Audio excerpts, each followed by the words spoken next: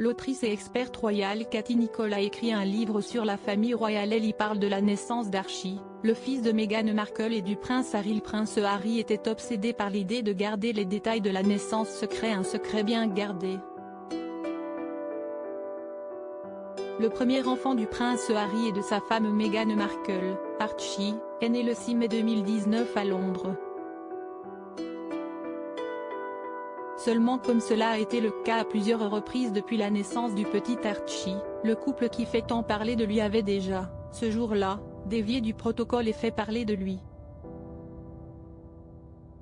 Il faut dire que les règles pour la famille royale sont très strictes et qu'un protocole régit la plupart des grands événements qui marquent la vie de ses membres, et notamment les naissances. Lorsque le petit Archie Harrison Mountbatten-Windsor est venu au monde, une fois n'est pas coutume, le prince Harry a cependant voulu faire les choses à sa façon.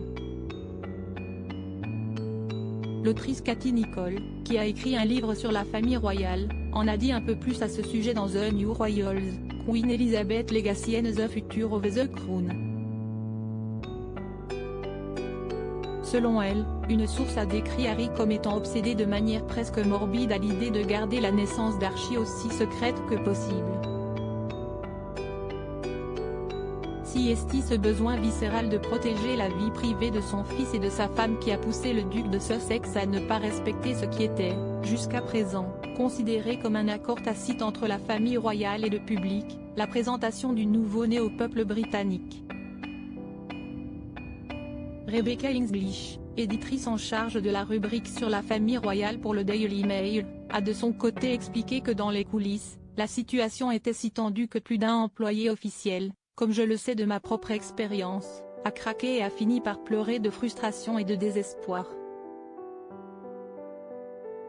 Le prince Harry content d'avoir dupé les médias comme le rappelle page 6, la règle officielle, jusque-là suivie par les couples de la famille royale qui ont accueilli un enfant, est pour le père, la mère et le bébé de poser sur les marches de l'hôpital afin que les photographes et le public présent puissent accueillir la nouvelle addition à la famille royale.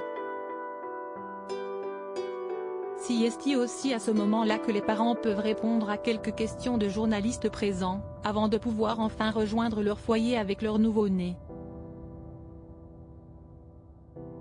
Seulement, comme elle l'a expliqué dans son livre, Cathy Nicholl souligne que la naissance du petit Archie a été bien différente, et que le duc de Sussex a tenu à garder le contrôle sur la presse présente et sur la façon dont son fils serait présenté au monde entier. Harry a toujours aimé être plus malin que les médias, souligne l'autrice du livre sur la famille royale. Cathy Nicholl explique ainsi que, selon elle, Harry et Meghan étaient ravis d'avoir assisté à la naissance de leur fils à l'hôpital privé de Londres avant même que le palais de Buckingham ne fasse un communiqué officiel annonçant que la duchesse avait commencé le travail. Au lieu d'aller à la rencontre des journalistes et du public à la sortie de l'hôpital le jour de la naissance de leur premier enfant, Harry et Meghan ont donc organisé ce qu'on peut difficilement appeler une conférence de presse 2 jours plus tard, avec seulement un journaliste autorisé à poser quelques questions ayant déjà été approuvées par le duc et la duchesse de Sussex. Selon Cathy Nicholl, le fait que l'accès au jeune Archie ait été restreint à un journaliste et un photographe a démontré le fossé grandissant entre les attentes du public par rapport à Harry et ce que le duc se sentait obligé de donner. L'autrice souligne que pour elle, cette naissance et la façon dont elle a été rendue publique a porté préjudice au rapport entre la couronne et la presse ainsi que le public. Le prince Harry et Meghan Markle ont pris la décision de rapidement protéger leurs enfants et leur vie privée de la presse, particulièrement avide de détails sur la famille royale. C'est une des raisons pour lesquelles le couple a décidé de déménager pour aller s'installer à Montecito, en Californie. Si ces choix de vie ont marqué une véritable rupture au sein de la famille royale et de la façon dont l'avenir peut être envisagé pour ses membres, il ne reste que le lien perdure dans les moments les plus importants, comme cela s'est vu lors de la mort de la reine Elisabeth II. Les obsèques de la monarque ont en effet été l'occasion pour le prince Harry et le prince William de mettre leurs différends de côté et de rendre hommage à leur grand-mère. De quoi rappeler que si leur vision de la vie a changé, les différents membres de la famille royale restent unis par les liens du sang.